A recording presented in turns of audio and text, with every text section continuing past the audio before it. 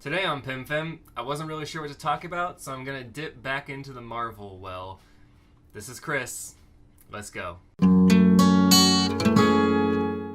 last time I made a question video, I guess the only time I've made a question video, it is a format I plan to return to. Really, the last video that I should have responded to, I actually cut out my answer for. There were definitely a few questions from past me that I just decided to skip. I didn't feel like I had anything meaningful to say about them. But the two videos that I felt like I had something meaningful to say and just had to cut out for time were the two videos where I talked about Marvel in the past. Marvel and DC, really. Mostly DC, I guess. Today I'm gonna keep talking about the state of superhero movies in our culture. And the first thing I want to say is that in year two, something I brought up was the fact that Fox has been doing some really interesting things with their properties. They had the X-Men properties, Deadpool, Fantastic Four, which they weren't doing anything that good with, but they've been doing interesting things with X-Men and with Deadpool. And I was really happy about that, and I mentioned that I was really happy that all the movies seemed to stand on their own, which I thought was great. And recently, Disney has purchased those properties from Fox, and that's really upsetting to me for a number of reasons. The biggest one is just Disney owns so many properties right now. They own the Star Wars franchise, they own now, I think, all of Marvel, and they own just the typical Disney movies, Disney and Pixar movies. So that makes me really uncomfortable, and I'll probably talk about that in a near future video.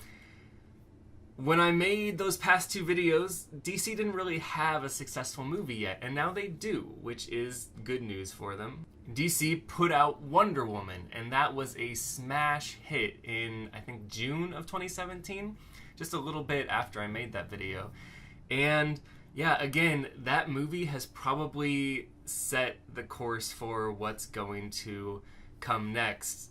It didn't really help the Justice League movie. Justice League came out and the critics did not like it. A lot of people went to see it. It made a lot of money like all the DC movies do, but people didn't come away from it really enjoying it. But the fact that we have this one good movie has given people hope.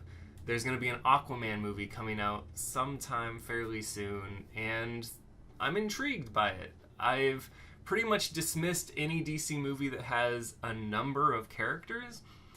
Batman v Superman, Justice League, Suicide Squad. But the ones that are just about one person, the Superman movies were okay. The Wonder Woman movie was very good. Have been pretty good so far, and I'm very intrigued by this Aquaman movie that's about to come out. But DC is not doing nearly as well as Marvel. I would honestly say Marvel, I think, has been doing an incredible job recently. Their third phase right now has been absolutely amazing. Thor Ragnarok, Spider-Man Homecoming, and Black Panther have all been fantastic movies. And yet, I am not really looking forward to Avengers Infinity War, I have to say. The further everything goes on, the more all the superheroes are getting intertwined, it's starting to actually bother me. I don't read superhero comics because there's so much to keep track of, and things are constantly changing, but also not really. They're not really changing. They'll change for a little bit, and then they'll go back. And I hate that about comics, that the heroes just kind of stick around.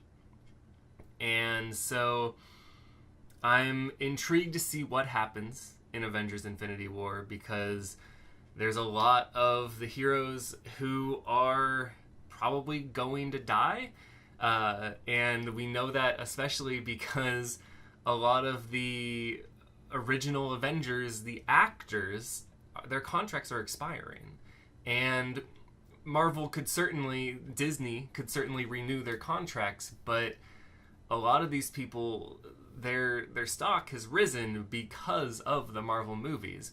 You know, Chris Evans was in movies, but he wasn't really a movie star before he played Captain America. You can look at somebody like Chris Pratt as well as a pretty good example of somebody who was a popular actor, but nobody really saw him as a movie star until he was Star-Lord. And now he's starring in these Jurassic Park films as well, and I think some other things, although, to be honest, those are the two I know about.